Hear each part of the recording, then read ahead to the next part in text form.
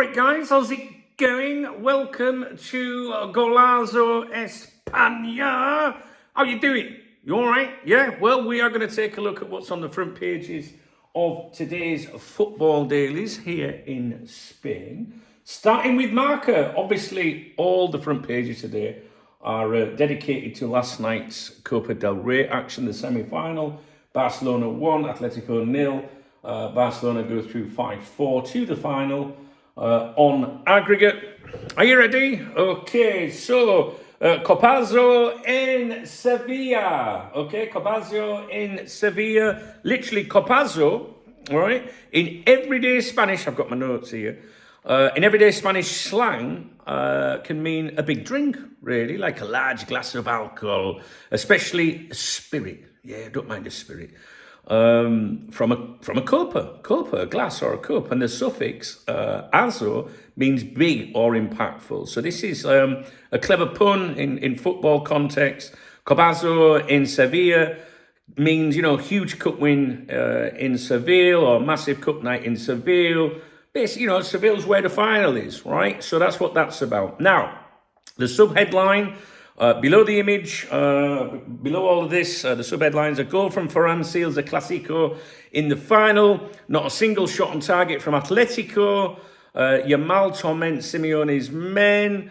8th time that the title is decided between Madrid and Barcelona. And the top banner up here, you'll see, I don't know if you can see that on your screen. Basically, this is Laporta up here. And it says, Case Olmo, La Liga stands firm, pressures the CSD, and Laporta plays the victim. They can't beat us on the pitch. The president of Barcelona says this is, of course, in reference to huge news and huge development out here yesterday, where Barcelona was stripped of that 1-1. You know, like in Spain, you have this 1-1 rule. You know, for every euro you spend, you have to get a euro in. It's completely changed. I'm going to be going over it in more detail later in this video. So that was the front page of MARCA, which is a Real Madrid newspaper, as is AS. And their main headline is a classic final. As you can see, una final clásica. A goal from Ferran Torres sets up Barça versus Madrid in La Cartuja, which is where the final is, on April 26. It will be the 8th time. That they face each other for the Cup. And Barca were dominant in the first half, and Atletico's second half reaction was not enough. Right, down at the bottom, we've got something to do with Real Madrid here. Rudiger, the invincible. Madrid either won or qualified in every match in which the Germans scored. We've then got a bit of Barcelona here at the bottom without financial fair play, which is coming up. La Liga reports the auditor who validated the financial lever that allowed the signing of Dani Olmo, right? So basically Barcelona being caught fiddling the books. Right, moving on to sport, which is a pro-Barcelona newspaper, of course. This is the treble is possible. And the sub-headlines below this, Barca clearly superior to Atletico Madrid, qualifying for another Copa del Rey final. A goal from Ferran in the 27th minute boosts the team and keeps the dream of winning all 3 titles alive. And Hansi Flick's men will face Real Madrid on Saturday, April 26 in Seville. Down at the bottom left here, we've got some stuff to do with youth football. Stuttgart 1, Barca 2. Barca come back to reach the final 4 again. And also down here, I think this is, yes, down here, the war between Barca and La Liga continues over the Olmo case, again to do with that financial setback for Barcelona, which could affect Liverpool big time, and Luis Diaz, which we'll be discussing that on my other YouTube channel, Cop Talk TV, shortly. I think I will go over those notes on here as well, though, if you're not a Liverpool fan, so you don't have to be subjected to that. Right, Mundo Deportivo, another pro-Barcelona publication. Again, you know, a la final to the final. Top left corner, a goal from Ferran Torres sets up Barca to face Real Madrid in La Cartuja on April 26 with the title at stake. Top right, the Blaugrana dominated the first half and managed to contain Atletico's onslaught after the break. The Blaugrana is to do with, you know, the colours of Barcelona, if you like. Bottom left, what we got down here? We've got football. La Liga 1's Barca. La Liga hits Barca over financial fair play. And Laporta responds firmly. Okay, dokie. So let's have a look. So I took a look at MARCA and Sport, to do with the coverage of the financial problems that Barcelona are now facing, because you're going to get the Real Madrid angle, the Madrid-based angle, and the Barcelona-based angle. So let's have a look. Let's see what I've got here. It says here, these are the notes that I prepared when I was in the cafe this morning. The big news in Spain yesterday relates to Barcelona's new financial problems. La Liga lowered Barcelona's wage cap on Wednesday after it said the club's recently revised accounts do not match the end-of-year figures from its previous auditor, which included a 100 million euros transaction. The previous accounts included proceeds from the sale of VIP seats in the renovated Camp Nou, which allowed Barca to comply with La Liga's financial fair play rules and to extend the registration of players Dani Olmo and Pau Victor. Now, MARCA, what did they say about it? They said La Liga issued a harsh statement yesterday morning announcing that Barcelona does not have the fair play to register Dani Olmo and Pau Victor, as it considers the sale of the VIP boxes at the Camp Nou to be invalid. The association believes it cannot accept the sale, as when Barcelona submitted its financial statements for the first half of the 2024-25 season, no amount from the aforementioned corporate transaction is reflected in the profit and loss account, contrary to what the club had certified according to that statement. Given this situation, La Liga concludes that Barcelona, quote, does not currently have the balance or registration capacity with what is publicly known as fair play for the registration of players Dani Olmo and Pau Victor.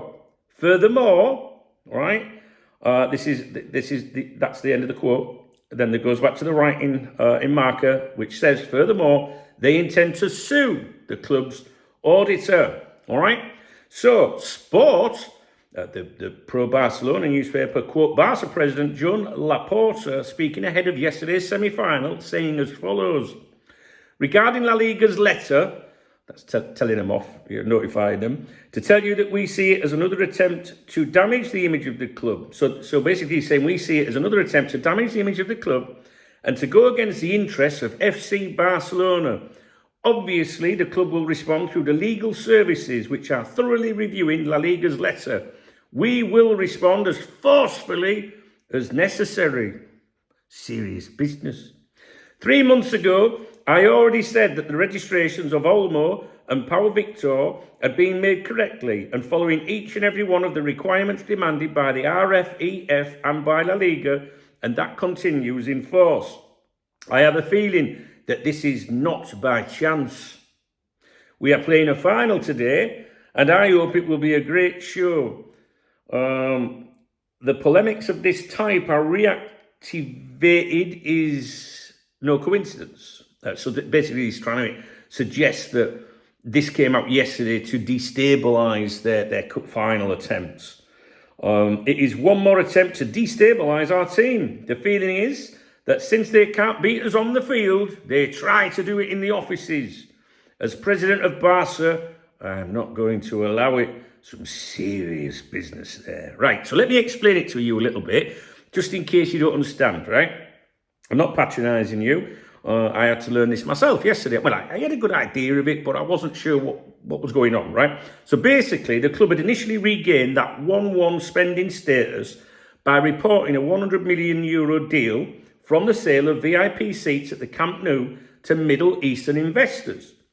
This status allows club to spend €1 for every €1 of income. However, upon further review, La Liga found that this transaction was not included in Barcelona's official financial statements. Consequently, La Liga has revoked the club's 1-1 spending status, reducing their salary cap and affecting their ability to register new players, including Dani Olmo and Pau Victor. Like, there has to be a decision made now as to whether they can be registered, continue to play and whatnot. The Spanish government sports authority, the CSD, is expected to deliver a final ruling on this matter by April 7th. Until then, the registration status of Olmo and Pau Victor remains uncertain. In summary, Barcelona has lost the 1-1 spending status due to discrepancies in their reported financial transactions, leading to a reduced salary cap and complications in player registrations.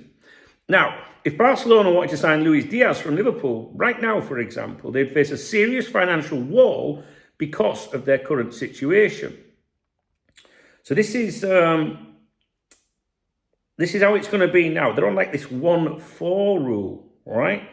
So instead of 1-1, it's 1-4. So since La Liga revoked their 1-1 rule states, Barca can no longer spend €1 for every €1 they save.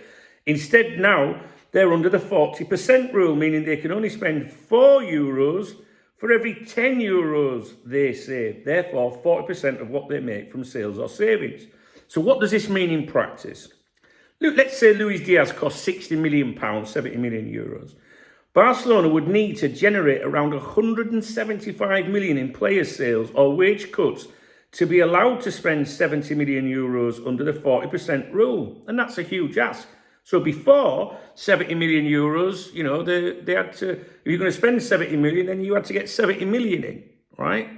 What this is saying now with the 1-4 rule is that they need to generate around €175 million in player sales or cuts, wage cuts, to spend that 70 million on Luis Diaz. Again, I'll be talking about this on the other channel. And even if they did sign him somehow, they might not be able to register him unless they reduce their wage bill and prove compliance with La Liga's salary cap. So, a summary, Barcelona cannot sign Luis Diaz under the current conditions, and they need to sell big names, slash wages, or wait until they regain 1-1 status. All right? So, moving on, MARCA. They touch on the improvements of Valencia under Carlos Corberán. They write, Carlos Corberán is the coach who has achieved the best results after arriving at a team in need of points and a reaction. In this case, Valencia. Since the Valencian coach took over at the end of December, he has managed 12 league matches. The record is 5 wins, 4 draws and 3 losses. That means he has collected 19 of 36 points, and this represents 51% of the points up for grabs. Yesterday, Scott Cheatham was commenting, saying, you know, that how well Valencia are doing at the moment. You know, they have climbed up. They've beaten Real Sociedad, Leganes, Celta Vigo, Valladolid and Mallorca. They've drawn against Sevilla, Osasuna, Girona and Villarreal, and lost to Real Madrid, Barcelona and Atletico. And they add, it's clear how Valencia was when the coach arrived and how it's now also a delicate situation due to the fight it finds itself in. But right now it has more air in its lungs than before. Valencia was last, rock bottom. Today, 15th. Its best position so far this season, as far-fetched as it may seem. It has left all its rivals for safety behind. Sorry, I've got a message flash up on my screen. It has left all its rivals for safety behind since taking over.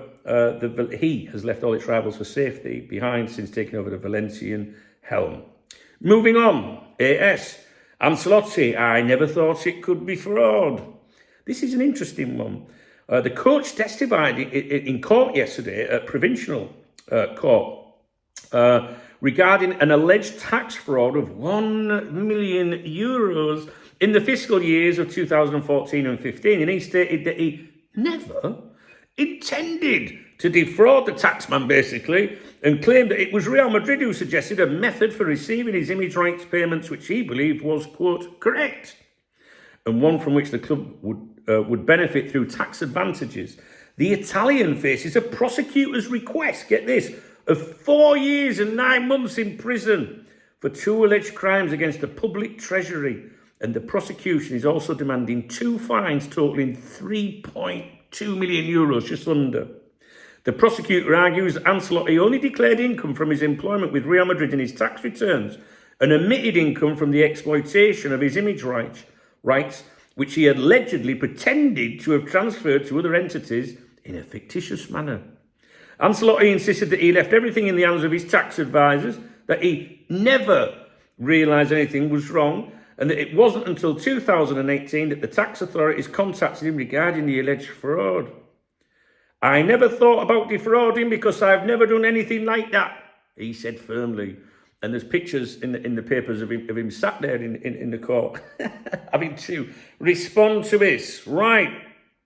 Okay. That's your lot. That's it. All right. Was that all right? Did you enjoy that update? I tried to keep it as brief as possible.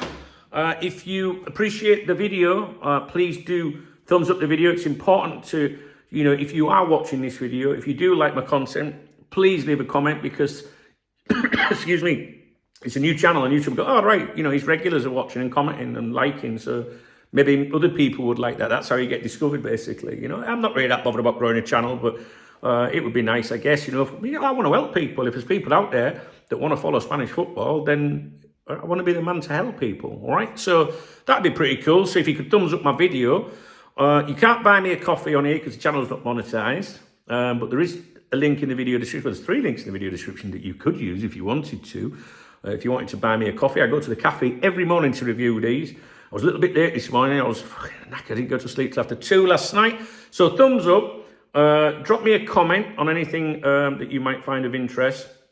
If you do want to buy me a coffee, then there is a link in the video description. And remember, no tapas, no transfers.